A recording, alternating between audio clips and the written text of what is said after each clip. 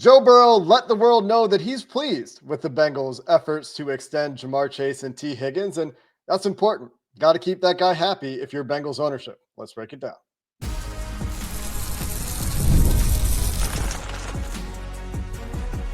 You are Locked On Bengals, your daily Cincinnati Bengals podcast. Part of the Locked On Podcast Network, your team every day. What up, Bengals fans, and welcome to another episode of the Locked On Bengals podcast. I'm your host, Jake Liscow. He's your host, James Rapien, and we are Locked On Bengals on the Locked On Podcast Network, your team every day. We're on YouTube and we're everywhere you get your podcast. So if you're not already an everydayer, well, you might as well be. Hit that subscribe button, hit the bell on YouTube, and you won't miss an episode of Locked On Bengals as we have you covered all offseason long and, of course, into the season. But we're still in offseason mode here, James. Still thinking about Joe Burrow, Jamar Chase, T. Higgins, what's left to do in free agency, how to get to the draft if you're the Bengals without having dire needs that force your hand to go certain ways in certain rounds and all those things. But Joe Burrow talked with Jeff Hobson after T. Higgins and Jamar Chase had their press conferences on Tuesday and expressed his appreciation for Bengals ownership in getting these deals done. I don't think that he's necessarily satisfied, James, but I think that this is important pieces of tangible progress that he's pleased to see. Well, there's the Carson clock was lingering and it was creeping up. And it's one of those things that you don't want to come to. And I think what the Bengals did and Bengals ownership did is they made sure that they're not going to get anywhere near that in the near future. Doesn't mean they're done with free agency. It doesn't mean they can be done with free agency. We've made that very clear on, I think, every single episode we've done over the past week. But keeping Jamar and T was crucial. Joe Burrow made that clear publicly a bunch of times. And so you can imagine what he said privately when it came to T. Higgins and getting that done. When it came to T. Higgins making the decision to switch agents, full disclosure, you make that decision to try to stay in Cincinnati. That was the plan from the jump when you make that call. And so if you're Joe Burrow and you would have watched the Bengals not get a deal done, or if you watched the Bengals not get a deal done with T. Higgins, when T set the table for them, when they didn't have any other star players to pay that were entering their prime, and I think that's how you could realistically view T. Higgins, then yeah, I think that Carson clock would have sped up some. So yeah, we're not going to see that, I think, anytime soon. Getting these deals done was an important part of it. They can't be done with things, but you look at just what Joe said, and Joe talked to Jeff Hobson, and the getting the T contract done was so important. He said, I think everybody was confident we'd get Jamar done, but to be able to get T done along with that speaks volumes about ownership, Duke, Zach, and their ability to get those things done. I think that's really important, Jake. Yeah, and we'll see if it is the forebearer to future change and future guarantees in year two for players that aren't at the very, very peak of the NFL, i.e. Joe Burrow and Jamar Chase, both of whom have guarantees deep into their contract. And we'll see what exactly the guarantees look like for T. Higgins. We still don't have full contract details as of the time of recording this, about 4 p.m. Eastern time on Wednesday, for either Jamar Chase or T. Higgins. We did get some other contract updates, but neither of those yet. So don't know exactly what everything looks like in terms of how the guarantees work and where the cash flows are and what the cap hits look like. We're waiting to update you on those things. But Joe is talking about, go back to the Radio Row interview where he invoked the Eagles and the way that they paid everybody and doing guarantees in year two for T. Higgins. Like, those are the things that he's paying attention to with speaking volumes about their ability to get these deals done, because it's things that they've never done before. Now, the question that we have going from this point, at least I have, maybe you don't have it, James. Maybe the people listening don't have it. I don't know. I think you probably should. And maybe this is me projecting, but is, will they do this then going forward? Will they be forced to do it going forward? This is something that Rocky Arsenault talked about in his interview with Kelsey Conway, talking about how it was probably difficult for the Bengals to give up that year two guarantee for T. Higgins, and how that might be something then that other players ask for in the future. But as we've talked about on this show, James, many times, it's just the way the NFL is going. And so the willingness to pay year two guarantees to high-end players, not the Sheldon Rankins of the world, not the Geno Stones of the world, not to take anything away from those guys, not that, Sheldon worked out in Cincinnati or anything, not those deals, but we're talking about like the top-end deals, right? The T. Higgins, the Jamar Chases, and obviously like the Joe Burrows of the world. Those players, the Jesse Bates of the world, right? Where Joe watched those guys leave, guys that wanted to be in Cincinnati. And we're watching this sort of painful situation play out with Trey Hendrickson right now, a guy who clearly wants to be in Cincinnati. But they got the deal done with T, who, again, clearly wanted to be in Cincinnati, which hopefully is the beginning of that trend reversing and not seeing players who want to play for the Bengals leaving because the Bengals won't play in a fair sandbox, contractually speaking. Yeah, it's big for that to happen. And now it impacts Trey Hendrickson. It does, because you better believe Trey's looking at that and saying, well, I just led the league in sacks. If you're going to give me an extension, why wouldn't I want guaranteed money in 2026? I want security. And so that's going to be the first player that we see. Can they get something done or not? He saw Jamar and T get guarantees. So, of course, Trey's going to want the same thing. I think one more note here on Burrow is the fact that he pointed this out, and this applies, I think, to the Jesse Bateses, to the DJ Readers, but certainly to Jesse Bates. He said, quote, when you can re-sign guys like that and keep them around for an extended period of time, that gives you the best chance to go out and win Super Bowls and win a lot of games and win division championships. We've got two of our best players re-signed. That's a big deal. Plus Mike G, another Mike Gesicki mentioned. We're doing the right things.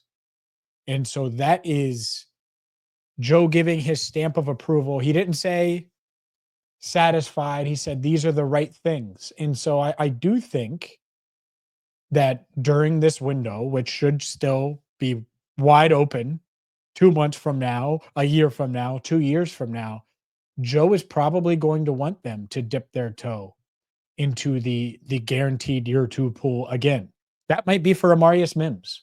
That might be Orlando Brown Jr. might be an all-pro this year, and then he's got 1 year left. And Joe's like, all right, we'll keep Orlando. Like, I'm not sure who it is, but at some point this is going to come up again. And so if you're the Bengals, you need to find that balance.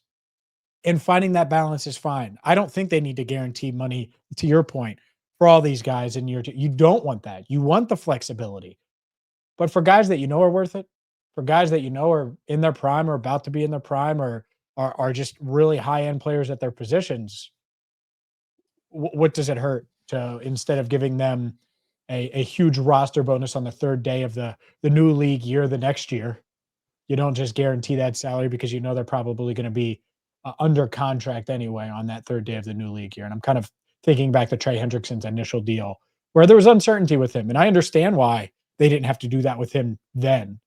Now it could be a different story. And moving forward, I think it will be a different story with some of these guys, assuming they draft well and add pieces that are worth playing, which is obviously something that worth paying, which is obviously something that they need to do. The draft is a huge element here, and development too, right? Like, do we see Miles Murphy take a step? Do we see Dax Hill return to form? Do we see Cam Taylor-Britt bounce back? And Dax coming off the injury, of course. Do we see DJ Turner take a step? Because those guys are the guys you're talking about being extension eligible after next year.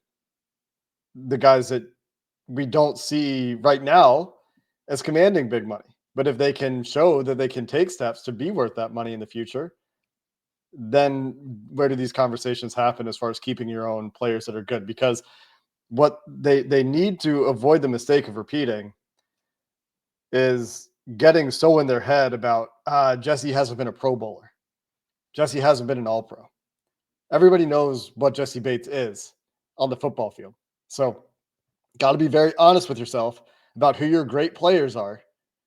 Get out ahead of it instead of waiting until the last minute, like they did, even with Jamar and T, costing themselves money, saving $1 million last year to spend $5 million more this year, which is going to cost them in the future a player or two. But a step in the right direction here in getting these deals done and breaking structure, and what if that can lead to them getting deals done more easily in the future, then we'll reflect on this moment as a pivotal one in the history of this team.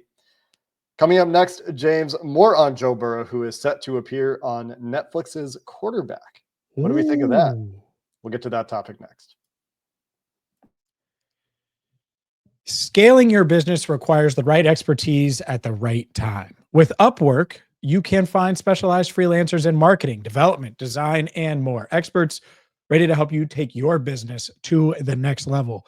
Upwork gives businesses flexibility by connecting them with top freelance talent across multiple industries, including IT, AI, web development, and marketing. You can find the right talent with Upwork. If you need help with a marketing campaign, Upwork can connect you with a freelance expert who has delivered incredible results. And instead of hiring full-time, Upwork can help you find affordable, top-tier freelancers to scale your business efficiently. Visit Upwork.com right now and post your job for free. That's UPWORK.com, Upwork.com, to connect with top talent and grow your business today. This episode of Locked On Bengals is sponsored by Gametime, who knows how exciting it is to get to watch your team in person, the energy of the crowd, the unforgettable moments, the walk-off victories, and there's just nothing like experiencing a big game in person. And March is one of the best times of the year to watch college basketball, whether that's in Dayton or Indianapolis. If you need to get some tickets for some basketball game, perhaps in the near future, of some level of import in March, well, Gametime is there for you, and they know that it shouldn't be stressful to get tickets. That's where Gametime comes in, making it easier than ever to grab last-minute seats at unbeatable prices. Make sure you check out Gametime Picks in the Gametime app, because their curation makes it easier than ever to find better value for tickets to sports, concerts, comedy, theater, and whatever live event you're looking for. Can't be easier than it is with Gametime to find deals on tickets to live events, and they've got a lowest price guarantee, and they'll credit you 110% of the difference if you find a better price. Download the Gametime app today and create an account. Use code LOCKEDONNFL for $20 off your purchase. That's LOCKEDON NFL for $20 off your first purchase. Download Gametime today. Last minute tickets, lowest price guaranteed.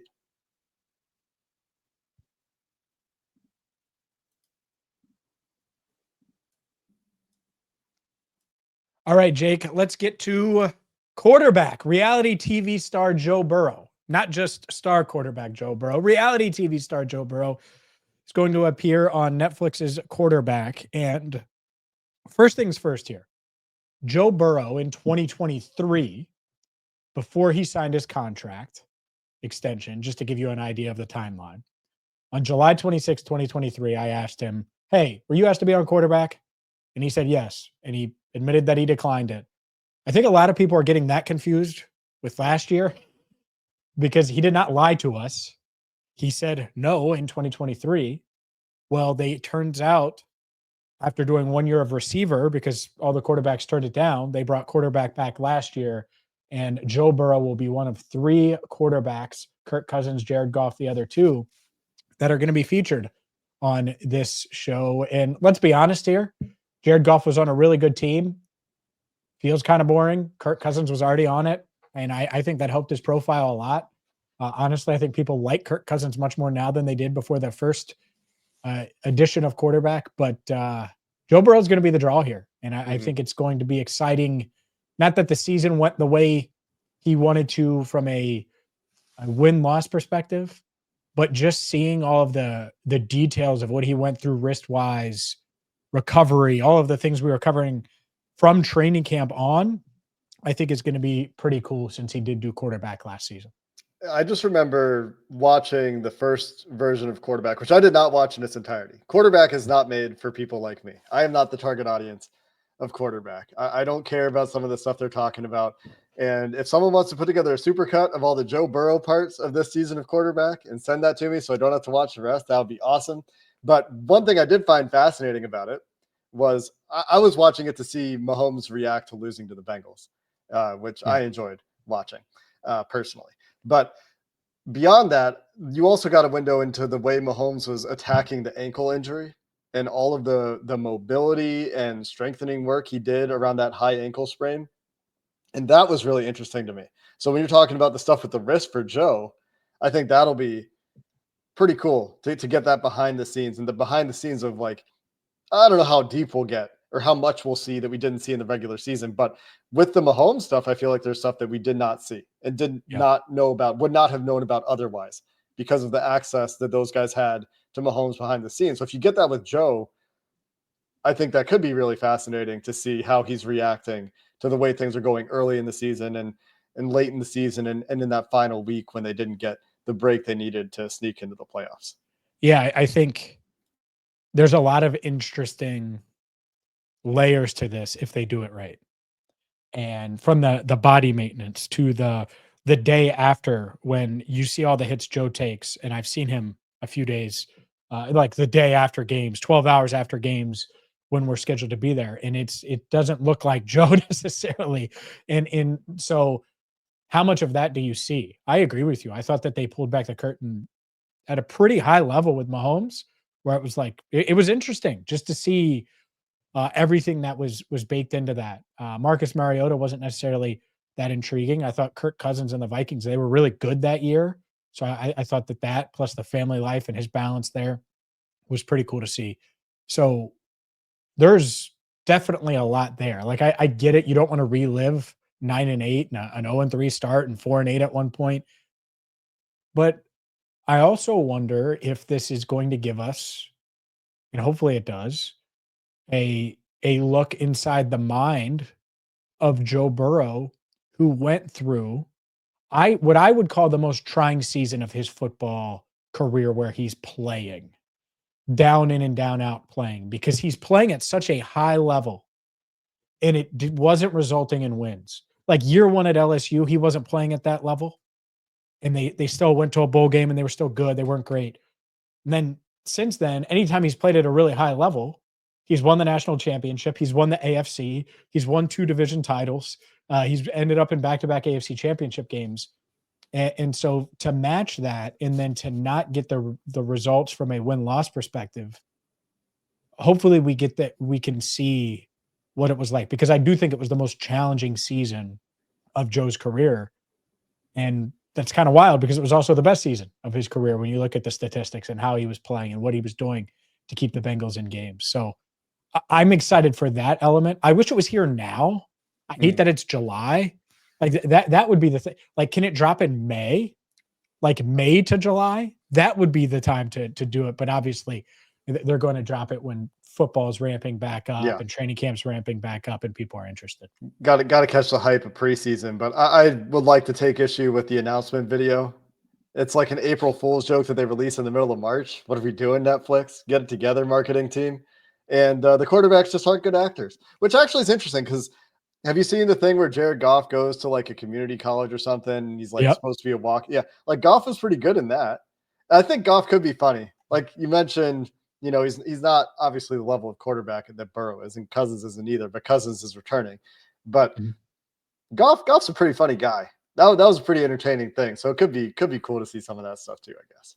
Goff could help his profile the way Kirk did, I would say. Like I just, when Netflix had season 1 of quarterback, I mean, Kirk was really well liked. It was like, oh man, like not that no one didn't like him, but I think they just understood him more. And so, Jared, he could help his profile that way. Makes sense there. I also, just going back to Joe turning it down. And so he turned it down essentially 2 years ago. It'll be 2 years in July. And weren't there rumors before the season last year that he was on quarterback? I feel like I remember that at training camp, people were talking about rumors about it. Well, so I heard a couple times during the season that it was happening. And, but what am I going to do? Get the big scoop that Joe Burrow's on quarterback? Like, I was just like, all right, well, like if he's on it, he's on it. I didn't notice like any extra cameras. Obviously they had Hard Knocks there. Very sneaky. I didn't notice anything extra. I don't go out of my way to pay attention. Yeah.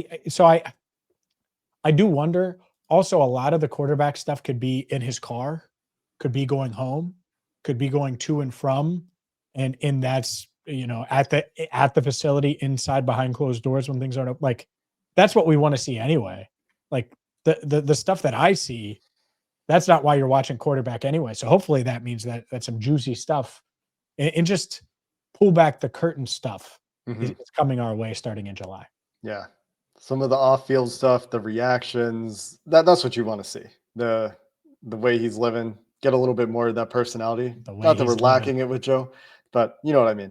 Anyway, let's get back to football here a little bit, James, off of Netflix, and talk about trying to prioritize what we're hoping to see the Bengals do between now and the draft, as I talked about earlier in the show. So they're not so desperate come draft time. We'll finish the show there coming up next. The NCAA tournament is here, and so is the Bracket Breakdown. Locked On Podcast Network and Amazon Fire TV channels are teaming up to deliver NCAA tournament coverage like never before. Watch studio shows featuring former players and Locked On's local experts as they guide you through every upset, buzzer beater, and bracket matchup. Stream it all for free on Amazon Fire TV channel. Search Bracket Breakdown to see it all for free. It's your team every day.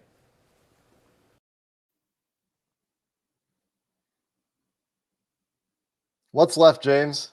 Many things to do on the list. What are they going to do? How will we prioritize it? How are they prioritizing it? They largely sat out the early part of free agency, got a new nose tackle, got a new LB3/special teamer in Oren Burks, who had a great run in the playoffs for the Eagles. Those moves were fine in a vacuum. They re-signed a lot of their own guys. There's some pretty clear, glaring needs on this team, to the point where even people who have praised the Bengals for bringing the receivers back and aren't making the silly arguments about paying T. Higgins are like, can they field a real defense? Or is this going to be the same nightmare that they had in 2024? And then there are guard questions. And those are probably louder than anything else. What do we think they're doing? There's Trey Hendrickson still lingering as well. What do we think they should be doing, James? Ooh, well, this might be a take. I would be like, if they really have to like be focused on Jamar and T, and like Jamar kind of hinted at this, like, yeah, we got close, and then I said focus on T. And like, if they have to be that, like, all right, let's focus on this, then this, then this, then this, then I'm making Trey wait. And Trey, it's not personal, I promise. I want to pay you. I would have probably already paid you. But the reason I'm making you wait is because these free agents can sign anywhere, anytime, and they can be gone. And so if they have to be so tunnel vision and not being able to juggle, and I'm not saying that's the way they are, but it kind of felt that way with Jamar and T, right? Like, and I get it, same agent. Okay, fine. So it took a little bit. But my God, you need to add a starting guard. And there's only a few left, I would say, that you because like if they add, like I would be fine with them adding Shaq Mason, and I'm a little higher on him than you. But if they do that, then now I want them to, like, that's the flyer on a veteran, but that isn't the starting guard that you need to get. Like if they get Tevin Jenkins, well then yeah, signing Shaq Mason instead of Brandon Scherf, like I would understand that because you're spending on Tevin Jenkins and you also plan on drafting one at one point. And where do you think they are on Tevin Jenkins? Because a lot of people have been asking. He apparently did not sign in Seattle. I don't know if he even officially completed the visit, but seems like, okay, so he completed the visit, didn't sign there. I think it's more than just his back and little injuries since then. I think the league has some other issue. And he had, like I said, a tumultuous time in Chicago. But it seems to me that the Bengals have moved on from entertaining Tevin Jenkins. Do you think that there's a chance that they're circling back there? It feels like they've moved on, but he's still available. And I knew they were interested. I know they were interested last week. And so if you're interested last week, someone needs to blink. And maybe the Bengals have just moved on. Or maybe they should be bringing him in for a visit now and get your medical team to look at him. Things are moving slow. Unless something has been unveiled behind the scenes that is just so scary that you can't bring him in, why wouldn't you? Why wouldn't you do it now? That's why I would bring him in for a visit now, because it's like, why would Seattle do that? And then they also brought in Dylan Radins, yeah. Radins, yeah, it's been a while. The pre-draft North Dakota State, I believe. But I saw that and I was like, okay, well, what's up with Tevin? So I would still be interested. Now, is it the Bengals offer just was way lower than the Giants? Because the Giants, Seahawks, and Bengals were interested. The Seahawks were the only ones so far to bring him in for a visit. The Giants are kind of waiting on Aaron Rodgers, and I thought that was kind of the holdup last week. But you can't wait forever, and they're looking at other quarterbacks and stuff. New York is, so it's like, all right, well, what's going to happen here? And if I'm the Bengals, I'd still be interested in Tevin Jenkins. And what I would do if you could find a 27-year-old that could potentially be a building block of your offensive line moving forward, well, then at that other guard spot, the right guard spot, the one I would be looking at, just because it seems like there's more right guards available, honestly, you could go with a guy that has to prove himself a little bit in a Shaq Mason, and he battle it out with a rookie if you draft one and go that route. I think there are options like that. At the same time, there are going to be people that say, yeah, Tevin Jenkins isn't a perfect fit and all those things. I think he would be better than what they've had at left guard or right guard. So if you can add that for a reasonable number, I would still be in. Yeah, it's hard to argue that they can't get better than they were last year with the guys still out there. But as we've talked about these guys for the last, I don't know, week, they're all still available. Like nobody's really signed in the last 4 days. Maybe one guard has signed, but of the guys that we've talked about, Tevin Jenkins, Brandon Sheriff, Dalton Reisner, Will Hernandez, Matt Pryor, another guy you could throw into the list as you get down the list. But those guys are still out there. And the Bengals sat out the Kevin Zeitlers and the Patrick McCarrys and the James Daniels and Mekhi Bectons and Will Fries that were in free agency. Aaron Banks getting paid a ton of money. And now they're back at a spot where they just don't have a starter. So that takes me back to a rant that I went on last week, James, about hiring a GM. Somebody else, at least, so that they can try to work on more than one thing at once, if that's truly what it is. But you cannot go into the draft with the current situation at guard. And I would argue further that you can't go into the draft, even if they bring in a low-end guy, like finding a real starter before the draft at guard remains the top priority to me. Trey Hendrickson right there too.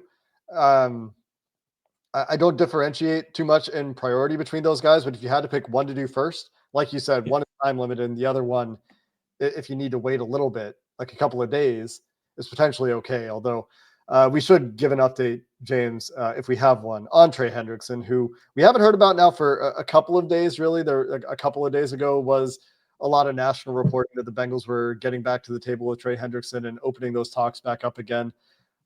I don't know that there's been a ton of movement since then. The last update we gave was that this could still take a little bit of time unless the Bengals really up their offer and that brings it together. But is that still the sense you have, James? Yeah, these things can come together quick, but I haven't heard anything that was imminent. And there's been rumblings, I would say, on social media that that things could happen. But I just don't get the sense that they're there yet. And this could have been like the national stuff. It might have been like, all right, well, there's anticipation now. The Bengals lowered their the salary cap hits of T. Higgins and Jamar Chase with these deals, and they're going to make a run at Trey. And maybe that's happening right now as we're recording. Like this stuff does not have to take forever. And maybe they were strictly waiting to up their offer to Trey or the construction of that offer to Trey based on what happened with Jamar and T from a salary cap standpoint. Maybe that was part of it. And I think this part is fair to say. The trade offers they've gotten were not, I don't even think they're close to getting them to consider, like seriously consider dealing Trey. And they value him a lot. And so now it's about finding that value money-wise and maybe guaranteed money-wise. And yeah, I want to hammer this point home. I would prioritize Trey Hendrickson. But if waiting a little bit means you have a true starting guard or guards or another pass rusher and a guard, well, then I'm okay waiting a little bit because you need to improve your roster more. That Duke Tobin line from the combine. You don't want to just pay more for the same team. Feels pretty much like the same team right now. And just because you keep Trey, the same team. So now's the time to add. And I really need to see them add soon. And the powers that be have to feel that way. I don't know how they couldn't deep down feel that way. So it's time to continue to push forward and add to this roster. Yeah, guard Trey Hendrickson, and like pick a spot on defense. I don't actually really care which one at this point. Pick a spot on defense and inject a little bit of talent there. There's some good players, man. Ideally two spots. Multiple spots. Yeah. Ideally more than one spot. But if you start with one, I'll start to feel better about it because I feel like we've been at this point in free agency the last few years, and there's been another move or two, don't get me wrong. But we've been at this point and we've kind of been expecting the one more thing to happen, and then it hasn't happened. And that can't be the story this year. That would be a failure on the part of the front office where they've done some good things in the last couple of days. Getting T and Jamar done doesn't take away anything from getting those deals done that I'm still complaining about these other things. That's great. Don't get me wrong. But there are legitimate questions about the defense and how much Al Golden's going to be able to do and how much is going to be on Al Golden's shoulders and will be his responsibility to turn this team around with the same personnel, and how much is going to be on Scott Peters' shoulders to get Cordell Volson and Cody Ford into potentially starting guard shape. Like those could be the stories we're talking about. In addition, I hate it. I hate this story. In addition to the idea of having to pigeonhole yourself into drafting positions in places where, I mean, you're on Twitter today, draft players, not positions. You're out there screaming it from the rooftops. But we'll have plenty of time to talk about the draft as that comes in to clearer focus as we get closer to the NFL draft. And that's going to do it for this episode of the Locked On Bengals podcast. Until next time, thanks for listening. Hoo day. Have a good one.